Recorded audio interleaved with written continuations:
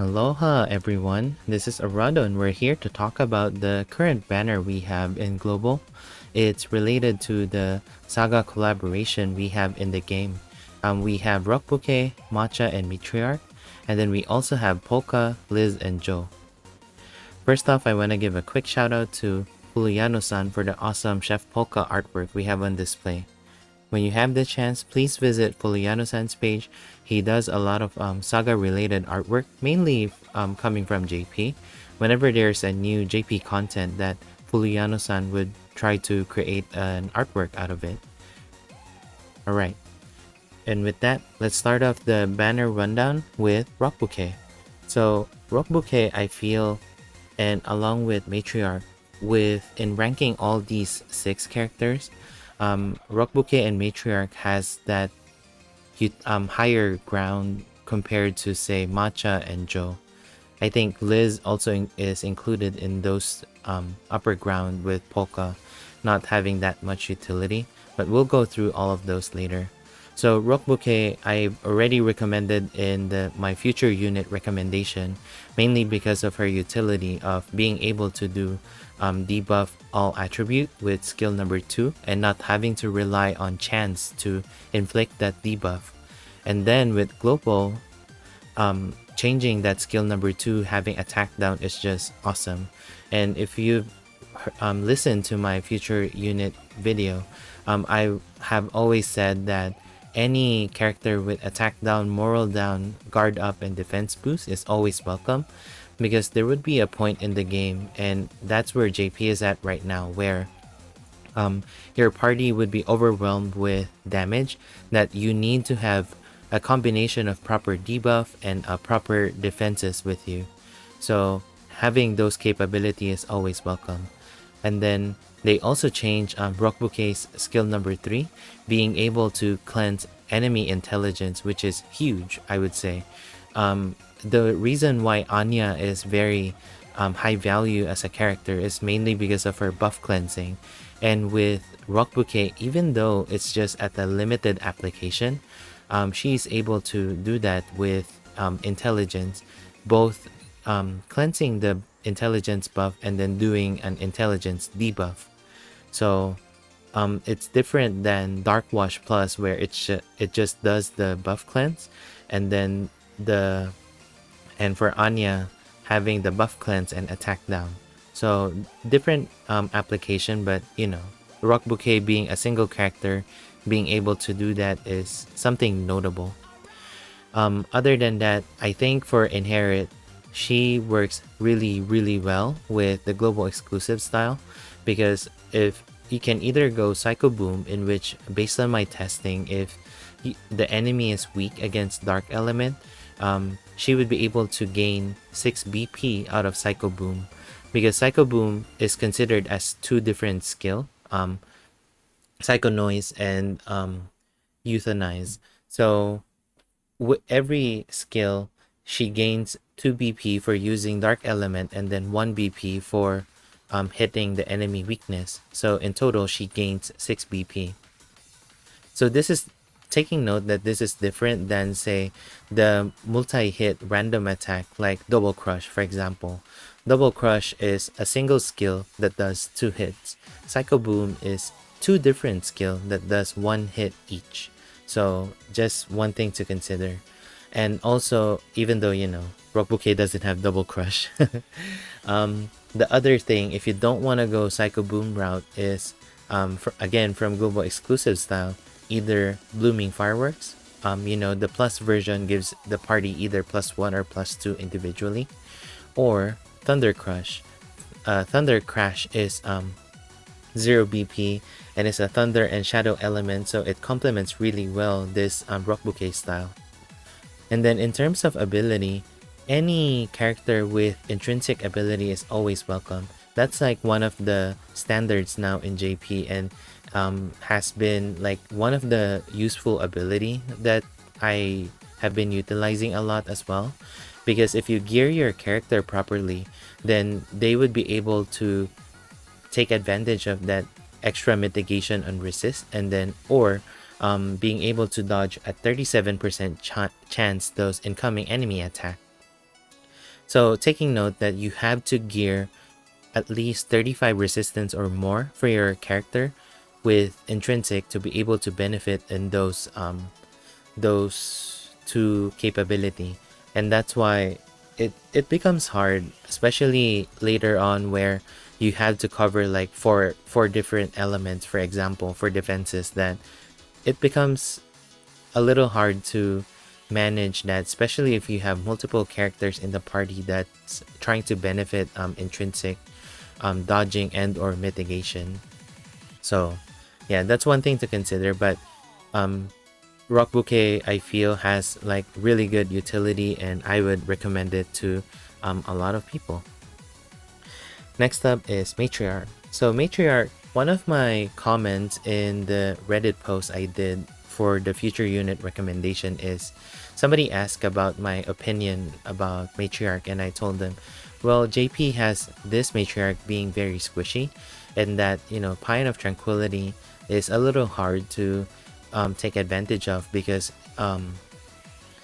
it doesn't have that property we have in Global.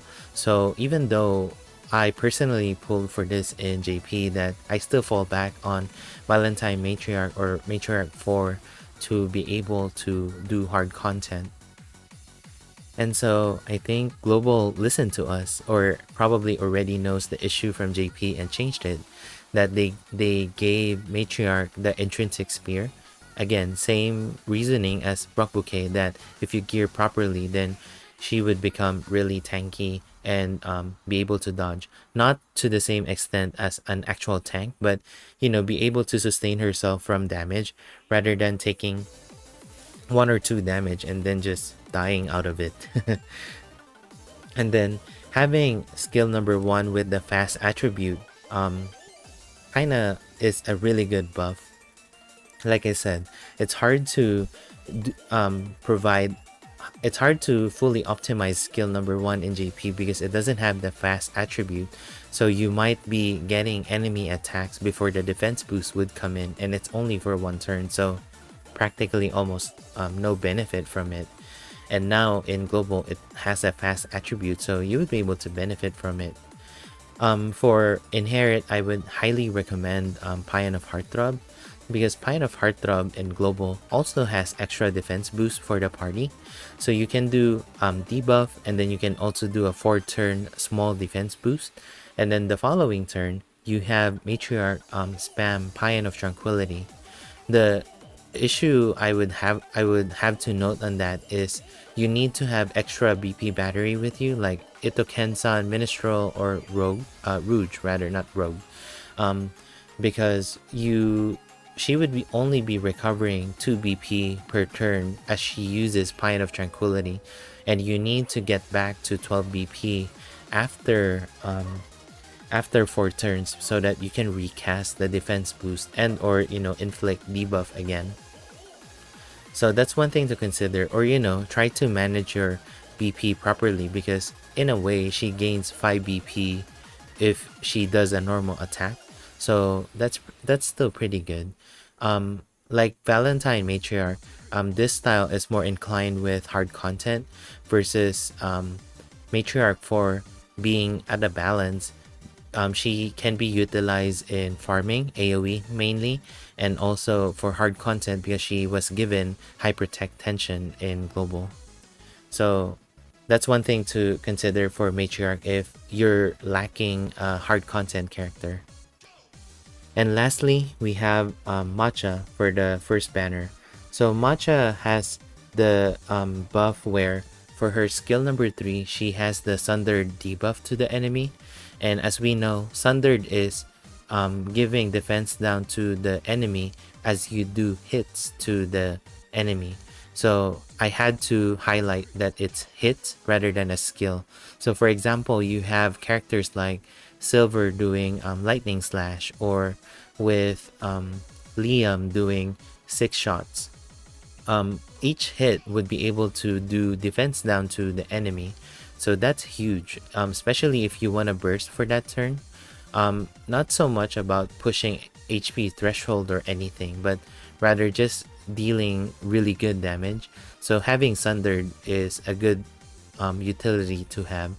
The problem with that is, one, Macha has to act first, or you can prepare ahead of time that you cast Sundered before your target burst turn, and then on the burst turn, I would assume that's overdrive, that you would overdrive everyone and then hope that Macha would attack first so that everybody can benefit on the double Sundered for that burst. I have tested that Sundered stacks, so on 2 consecutive turns that you casted Sundered before, your party members can do attacks that they would inflict double defense down for each of their hits. So that's something notable, but again, I'm more inclined of having attack down, moral down, defense boost, attack boost, defense boost and guard up rather than defense down.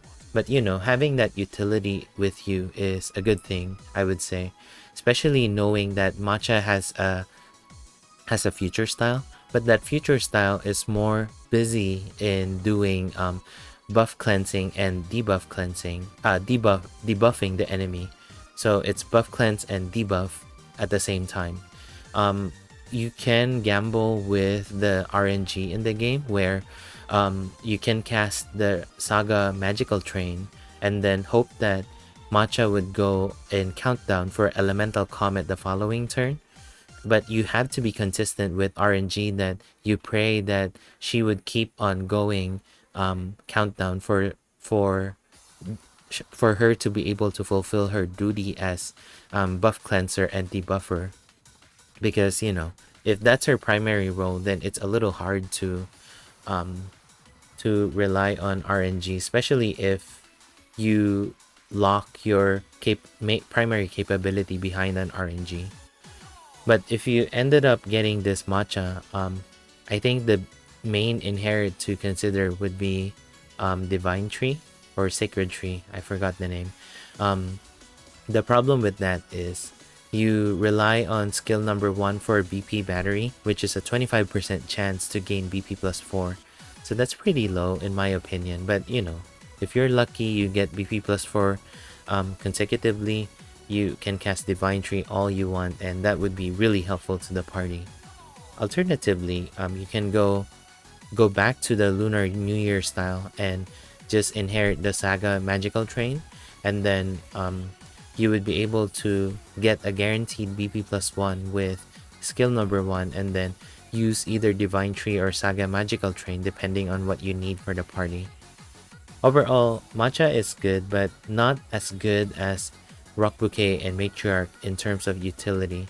But you know, Macha has that farming capability with her that's still notable. Alright, and now we move on to the Linwood banner. And first off, we have Liz and Polka.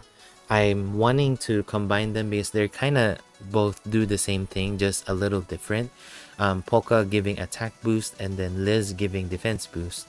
The other side to that is Liz giving will buffing is very important because in the future where we would go to the need of having multiple will buffers to be able to sustain enemy damage, that Liz and even the Matriarch style we covered earlier with Pine of Peace inherit, that you would be able to sustain incoming enemy damage with, you know, will buffing.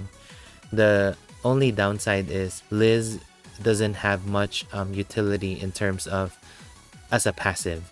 So compared to Buffer Muse, who's coming in the future, that she would be able to buff will and also buff intelligence if you have a magical party, and also Muse would have a 25% chance to give BP plus 1 to everyone and defense boost to everyone. So that's something where would you want Liz to be on that role, or would you be able to play around with other will buffers so that Liz would be able to do will buffing and defense boost at the same time? So that would be your dilemma if in case you opt for Liz for the next era of hard content.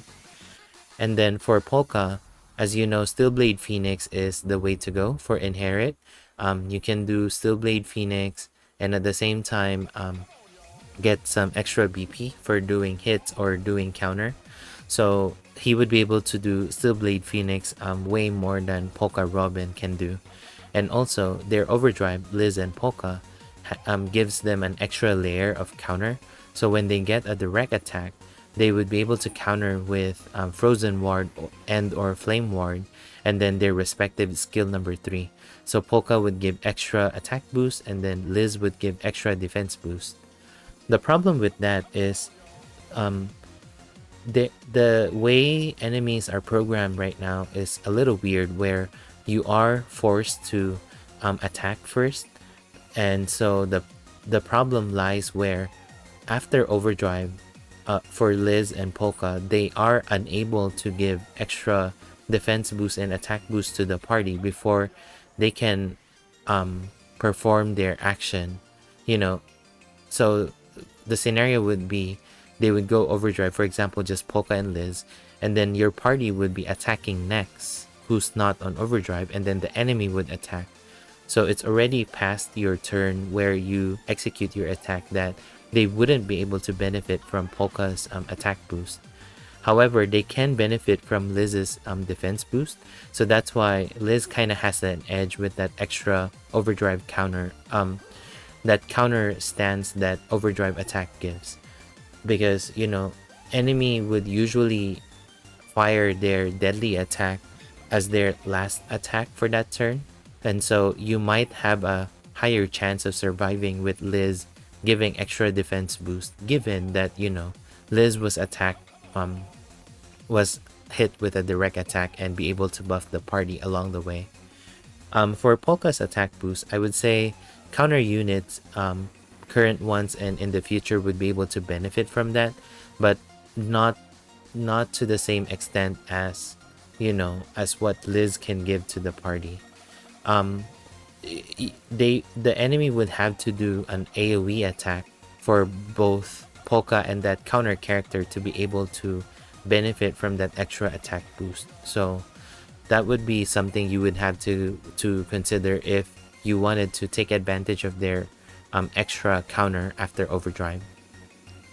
Overall, I feel that Liz has the edge because of the will buffing and defense boost and the extra defense boost on overdrive counter. Polka, Steel Blade Phoenix is still good, and then having Taunt on Polka would be able to give him the chance to counter more and then gain BP more, so that he can recast Steel Blade Phoenix the following turn, or, you know, rinse and repeat kind of thing. The last one on that banner is Joe. So Joe, it's a little weird for me to say that Joe is a little lower in value, because she has one primary shtick, which is to do moral down medium effect every other turn, because her moral down lasts for 2 turns and she can consistently do that. So really, she doesn't have anything else to do other than taking damage from an enemy, doing moral down, and then healing herself with the skill number 1. Basically, you rotate skill number 2 and skill number 1, and maybe skill number 3 at times for overdrive.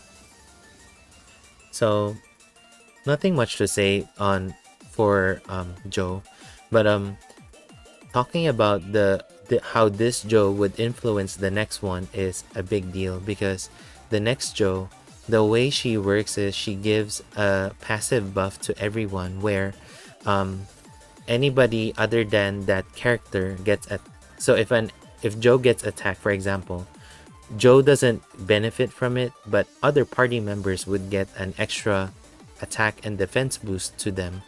And so if your party is attacked, then everybody gets an attack and defense boost for that attack, which is pretty handy. As you know, attack and defense boost is any sources is helpful. And then after using that skill, I think falling back to the moral down medium effect from this style is super helpful. At least that's what I've been doing in Spiral 190 with Basil Grayos from Unlimited Saga. I haven't been successful yet. But yeah, yeah, that's the banner. Um, but final thoughts would be, I would say, if you had the jewels, go for Rocbouquet and or Matriarch. Rocbouquet at least is the top, and then probably next to her would be Liz and Matriarch, and then next to that would be Polka, and then Joe, and then the last one would be Macha. Mainly because the debuff from Rocbouquet, debuff plus attack down, is just super helpful. And bonus, if you have her global exclusive style, then you're all set for inherit for her. Um, Liz would give all defense stuff, which is super useful. You can go skill number 3 and then have her go on overdrive with that, and then maybe pray that she gets a direct attack for more defense boost, or for Polka with more attack boost if you have a counter unit.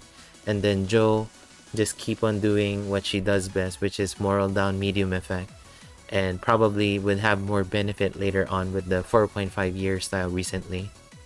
And then lastly, for Macha, having Sundered is a fun thing to play around with, but if you're just focused on what's really necessary for your gameplay, then Macha can be skipped. But you know, if you wanna go for Macha, especially for later on, where you would pray for her elemental comet to proc a lot more, then yeah, Saga Magical Train and then Elemental Comet would be a good rotation to do in the next style. But just have to keep note of that RNG, relying on RNG for that matter. And always keep note that any character with intrinsic is gonna be useful.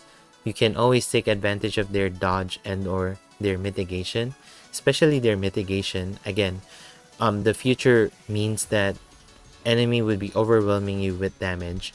One mere moral down will not cut it anymore. That you would have moral down, and any source of buff and defense boost would be extra useful. That's why in JP, the god tier for hard content is Maria, which is Sophia's palette swap, and then support death, which is kind of later on in the game. Maria is very close after. So my future unit recommendation, I stopped on Halloween, which is Esper Girl. December, it's pretty much a meh banner. Even though Acellus is in there, I love Acellus, but playing it conservatively and having that potentially sped up banner releases that just around the corner after the bunny banner, you would see Maria, in which you would want to get Maria because Maria is just super useful. And then later on in the finale chapter banners with an S, because it's 6 banners. One of the banner has support death, and that death with Maria is just like the best support that you can ask for in a hard content scenario. But again, if you don't care for hard content, then just do what you do best in Romancing Saga, Reuniverse, or any multiverse gacha game in general, where you just pull your favorite characters and play the game as it is. There's no shame that you can't complete a hard content. I mean, for me in JP, I couldn't clear 190 still, a Spiral Corridor, while others are just finishing up with 200 and then doing something else. So it's okay. It's not a race, it's a single player game, and play it at your own pace. If that's enough for you, then you should be good. You shouldn't be chasing for any characters, but rather chasing your respective husbandos and waifus. Alright. Thank you so much everyone for listening. I know it's pretty long. I tried to condense it with organizing my thoughts and also condensing this 2 banner as one video rather than 2 separate videos. And also I hope that you enjoy that little showcase that you see in the middle screen. That's just to show what they are capable of. Unfortunately, I wasn't able to show the Psycho Boom recovering 6 BP, so because I kept on using Rock's skill number 2. Alright, again, thank you so much everyone, Thank you so much, Fuluyano-san, for the Chef Polka artwork. Please visit his page and see you in the next video or stream.